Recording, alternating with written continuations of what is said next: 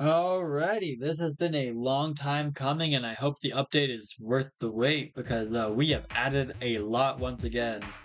Once again, normal things. You can still play as your two characters. I still have them in their second skin mode because kind of just where I prefer them at. I like the orange that it gives them. First new thing, you can no longer land on the enemy. There was a whole lot of bouncing around on the enemy, and you just can't do that anymore because I've added special jump properties to both characters. This one has a gravity slam. So if you're jumping and you press down, you boom, get launched to the ground really fast. And then you shoot these little projectiles which you can combo off of. And as you can see there, we now have stun animations in the game. Additionally, this character has a hover. If you activate it at different heights, you get different functionalities. You can kind of do it as you're moving. It's all about where you activate it in the air. If you kind of do it as you're already going down, you kind of just glide. If you do it right about at the top of your jump, you do a really just normal hover. It's mainly just good for movement, honestly. If you try to go lower with it, you don't get as good of a result. Sometimes you get a little glitchy animation like that. There's not really too much to do to fix it because there's just a lot of things trying to work but not working for some reason. I think it's more about how to think of movement because as you move higher up, it tries to go into your walk animation and then it's like, well, it's not quite working. So we just kind of need to make some changes to the animation blueprint of this character, basically just to make it have a jump animation, quote unquote, which would really just probably be the idle, maybe. But then that would be contradictory because then you wouldn't get your walk animations properly as you're floating in the air. More importantly, boom. So obviously stun animations throughout all the phases. Just going all the way down. And as you kind of probably have been hearing in the background, we do have the music that I had previously included in my SIP video now in here in the actual game. All credits to Cliffhammer and all credits to him will be further expressed when I actually release the game and put him in the credits. So, when our second character, well, first character, quote unquote, I goes into stun, the hands go transparent because they're kind of supposed to be ghost-like hands anyway. Whether or not I make the big change of making the hands always slightly transparent, I doubt I ever will, because I don't really think I need to. I don't think it fits the cartoony expression that you obviously get otherwise. Because they're kind of ghost plasma-like hands. They're really inspired by Haunter from Pokemon, so you get what you get. And as you go down, boom, once again, as you can see, still transparent, still transparent. And we're still in the same state where that happened, so now with me activating both jump ability just for the heck of it. Oh goodness. My controls mixed up. Nope. Cool. So yeah, that is where the game is at on a base level. More importantly, hit stuns in the game. And that was why the stun animations work. That's why they're heavily included. Pushback as well. So as you can see, the second attack on that one definitely has a lot. Some of these aren't true combos. Sometimes they are, though. It really depends on the distance. If you want to get your true combo, as this one is supposed to be a zoning character, this one is not. My favorite combo right now, though, is just the whole. Ooh, it's hard to do something like this. If you hold down the S too long, you just go into block because it is just the same button right now. I could eventually change the air special to be its own button, but for now, it isn't. So, boom, boom. Oh, I think I got it. I was already so close where you didn't really see it. Yeah, there we go. My favorite combo in the game right now is just gravity slam into the projectile slash that I has. All right. Now let's look at the code. Besides just the fact of that, we do have a lot more damage projectiles, a couple ones set up for gravity and whatnot. Uh, that's probably not. Oh, but there we go. And the main important thing is now within the event graph, when it happens, we do have a going into hit stun, which goes to the target, stun duration, and pushback. Stun duration is literally in seconds, and pushback is a measure of distance on the X variable. We are planning to likely add vertical pushback as well. So when you hit the enemy, not only do they go horizontal, but they can go be pushed up or down as well based on the attack, which is going to be a lot more helpful once I include the actual grab attacks that I is intended to have, as I is intended to be a grappler character.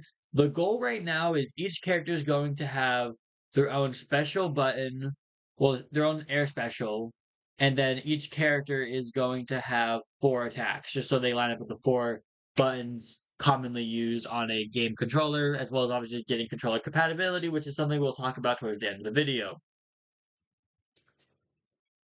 But let's find a good place. We do have some nice stuff that I may or may not have touched before, but basically, material shift is really important for making sure the material shifts properly when you're player two as you go down between states. Is really just a lot of repeating it and making sure the parameters set. More importantly, it is important for the stun shift. So if your character I, we want your hands to go transparent, it's pretty important. So we check if you're between 80 and 60% health, or if you're between 180% health, just so we know which form you're in. And then from there, we'll do the lower or higher, and we'll set the material. If you're player two, we'll make sure it's tinted. If you're not player two, it's just normal. Easy peasy. I don't know why there's this floating around. That can get deleted. I probably just accidentally copied it off of something else, maybe. Oh, there's one here too. That's cool. But yeah, then this is the same thing, but backwards because it's the end stun material shift and it returns the materials back to normal, still based on the health percentages. Now let's find some important stuff. Where do we begin? Well, all the controls are now enhanced input actions, and they're all programmable keys, though we don't really have a lot of support yet to actually program the keys within the game or save the data on that. So that's something I need to look into as well, but it's really just going to be including it in the game instance. It's not game manager, it's game instance, I believe, within Unreal. Also, we have this little attack interrupted, just that not attacking. It just helps. It's really useful code. It's mainly for in case of the second attack of E, so it doesn't come out. If we go all the way over here, event on landed is where we're getting all our landing effects. I didn't end up highlighting this one yet, which I could do, but it's kind of going to overlap and it's going to be an issue. Anyway, so first, it checks if your character E. If you are, it sets can hover, gravity scale. Oh, actually, sorry, this is the on landing, so it turns gravity back to normal. It allows you to hover again, and special jump event, reset hover time. Basically just resetting gravity, which is already what this is kind of doing. Just kind of doubling down on that. If your character I, it asks, can you gravity slam? If true, then it goes just boom, yeah, spawn in the gravity projectiles in the two locations that we need them. Set gravity slam to false and set blocking to false. This just makes it simpler so you can play the game a bit more correctly, get easier use of that combo. It gives you like basically one more frame to be able to get that combo. And it makes it so when you jump normally, you're not just setting off the gravity slam. It's only when you use the gravity slam from the air. So gravity slam is character I, launch character at negative 400 for velocity, string gravity slam just for debugging, and then set can gravity slam just so it knows that it should release the projectiles. This is just a special jump redirect, so it'll just redirect it if you're using can you special jump. If that is true, then it'll redirect you to gravity slam or hover. Hover is a much larger beast, as this took a lot of time to figure out, and we went through multiple different versions of it functioning and not functioning. But the important thing is getting the velocity of V. We used to go off of the is falling thing, but it just didn't quite work as much as we needed it to. But if we get your velocity of value V, if it's less than zero, basically if you have negative velocity, we then say it's true. Also, if your character E true, if velocity is negative, true, can hover is true, and then we go into this thing where we launch the character at 50 for its velocity, set your air control to 1 so you can fly around normally. Just some debugging code here, and set is hovering to true, set is hovering to false. This basically just allows us to do some more debugging, constantly checking every frame. Basically, are you hovering? Are you not hovering? Basically makes it easier when you land so you can actually block right away. And then it goes into this do once, which has a hover timeline, which is a 2-second timeline. And then on completion, it says can hover to false and is hovering to false. And then end special jump event. You have something like reset hover time that sets a new time. And then end special jump event will boom, go over here and reset it. And all this combination of basically trying to do the same thing in different ways basically makes it to where no matter what, you will always have your full time of hover available to you. You'll have your full 2 seconds every single time you go back up. Then I believe the next thing to look at is just some edits we made to the attacks. Not a lot of it is big. A lot of it was just basically changing what projectiles being used.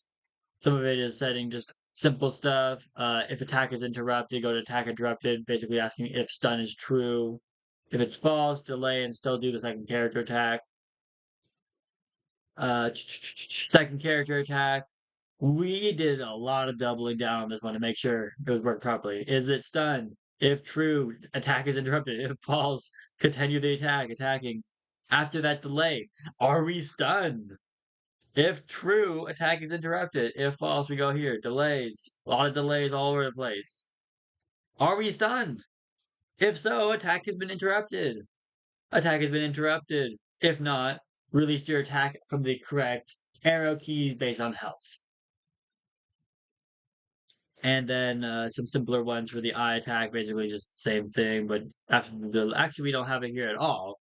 Because if you're not stunned, it's a very short attack window to actually do your attack, and if you're already attacking, that delay right there is literally just so the projectile lines up better with the animation, and that is it.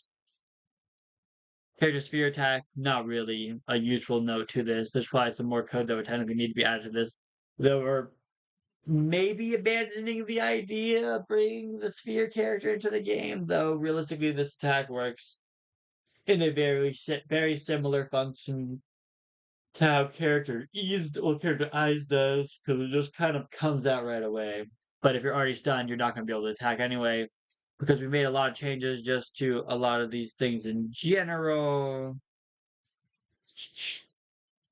Oh yeah, also intro animation actually works correctly now.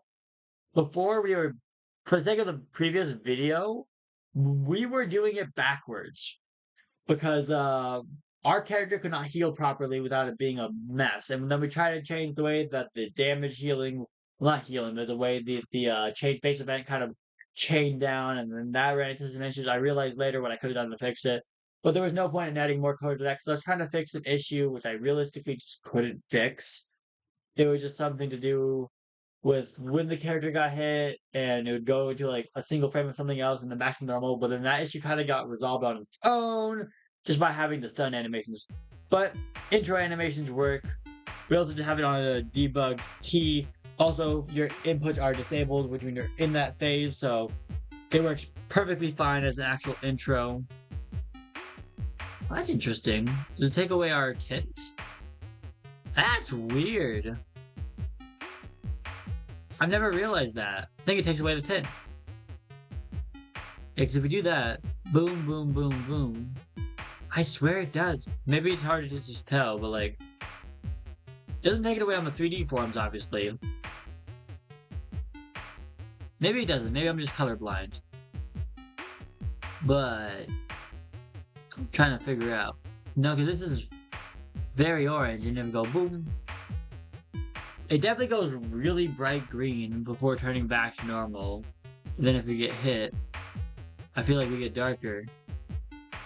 If we get hit, hard to tell.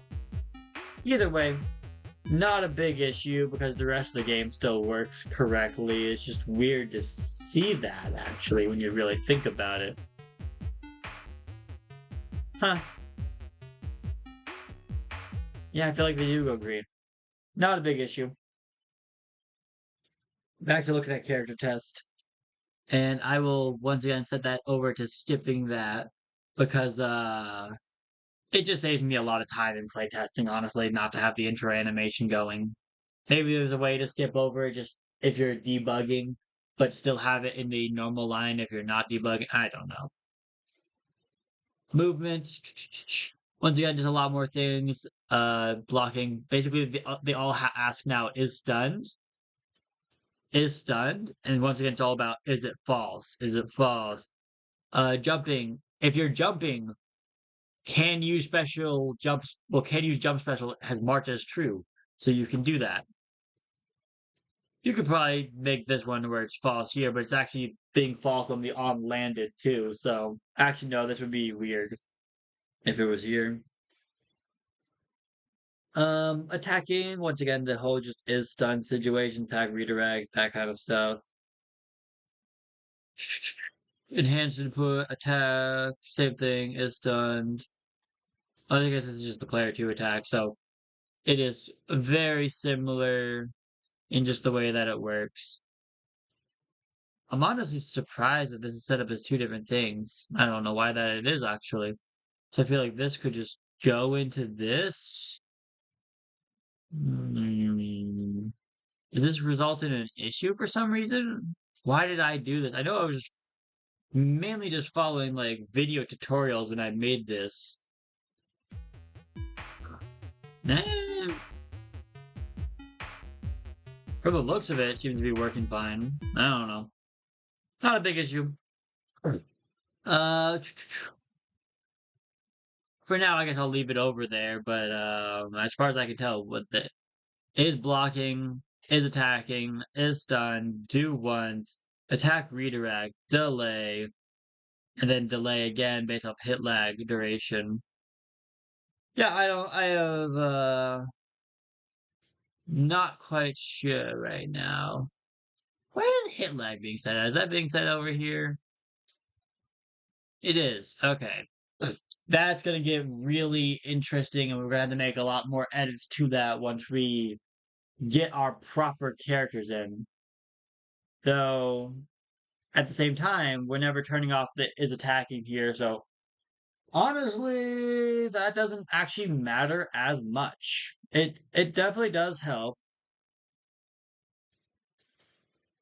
but the set is not is attacking the falls tends to just happen after projectiles are released or stuff like that. So, and you can definitely just set up the delay here to do that. And I'm kind of already in a lot of instances, so it's one of those situations where I kind of am just doubling down. But that could be something to look into at some point.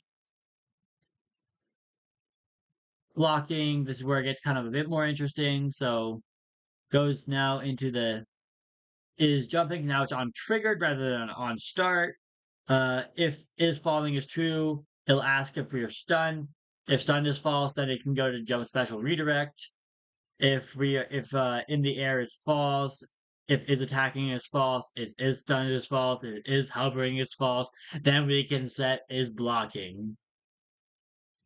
And then the opposite for once it's completed or not blocking, set blocking to false. Move player 2. Just the same thing that would probably be over here. Oh, I guess it's maybe not the same. I feel like move player 2 could probably be moved in the same situation. Yeah, because it kind of just goes into the is blocking, is stunned, is attacking, and is character I, if that all those are false. Basically, just because character I cannot move and attack, but character E can. Enhance input actions is valid. That's just a lot of redirecting code that has to happen just to make sure the controls work correctly. Though, as I said before, we are working on getting the controls to be eventually separate. And since I am realizing, and I have realized that this is where the load control part could be, and we can probably delete a lot of the event begin that happens. Maybe. It's a big maybe because a lot of things in the event begin also rely on you having your controls key, but there could be ways around this. And then if we go over to the control section, we currently have it to where everything is not only just here, they're all listed, they're all input actions, they're all being used as input actions. They are also player mappable now. I do not have code yet inputted to make them mappable, but that is one of the next things. That possibly death animations. And also, I probably should have been pulling this up early. I can probably pull it up from here instead. We have been working on the third character. I have not yet made his 3D form, but I have made his base sprites for his other two forms, as he already had his vector made a while ago. NIE game, NIE animations, end character, vector, base, high pixel, base, low pixel, base, and we can close out of this so it doesn't fully kill our computer or make our computer hopefully not too stressed out, but we can get this loaded up.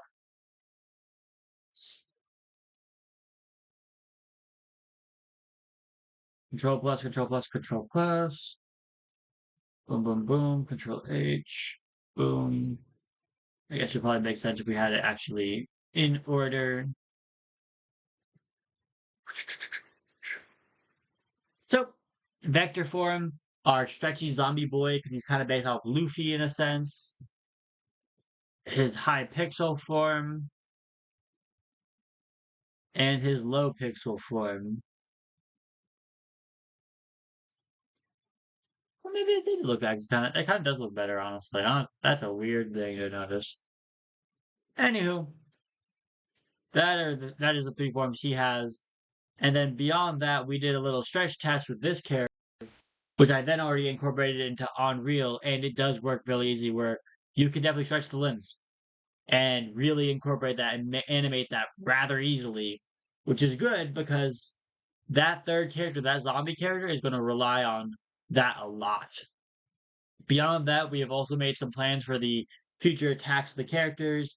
Character E, which is the robot, is going to have a slow projectile that's basically made for setup. It's going to have a lot of hits done, very little uh pushback. Probably some hits, probably some pushback into the air. What's to add vertical pushback? A quick fast projectile. And I guess that's two. And I don't remember. Let me pull my notes page in the meantime. Where is my notes page?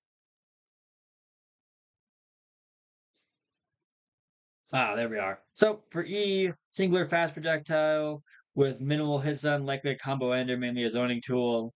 Slow hits done, decent damage projectile. For I, gravity stomp, which we already included, as you guys saw. A grab attack, maybe like Meta Knight, and a suplex. So one that you grab them and go really high in the air with them and slam them down, basically a seismic toss, that kind of thing. Second one, which is going to be the suplex. The thing is, I'm wondering if I want to do an attack out of block for characters, which then would be a fifth attack, and that could be interesting. So I'm debating on that or not. The suplex could definitely be an option out of that, but it all depends if we do that. So that is where the game is at right now.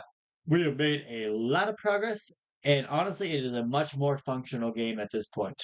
Thank you so much for watching. Have a wonderful day.